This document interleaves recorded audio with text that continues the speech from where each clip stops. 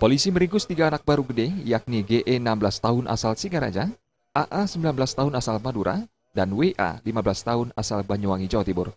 Ketiga anak baru gede tersebut merupakan satu komplotan spesialis pencuri sepeda gayung merek terkenal. Para tersangka yang tubuhnya penuh tato tersebut mengaku beraksi sebanyak 5 kali, yakni di Perum Sunset Palm, di Jalan Bantanta, di areal sebuah swalayan di Panjar, di Jalan Tukumar Barat, serta di Jalan Glogor Carik. Dalam melakukan aksinya, para tersangka menggunakan gunting besar untuk memotong rantai. Mereka telah mencuri sejak Desember tahun lalu. Dalam sekali beraksi, tersangka memiliki peran masing-masing sebagai pemeting dan mengawasi situasi. Sepeda gayung hasil kejahatannya dijual kepada seseorang berinisial JG di Pasar Loak, Jalan Gunung Agung, Denpasar. Terungkapnya aksi kejahatan ABG ini berawal dari tertangkapnya tersangka GE saat beraksi di Perum Sunset Palm.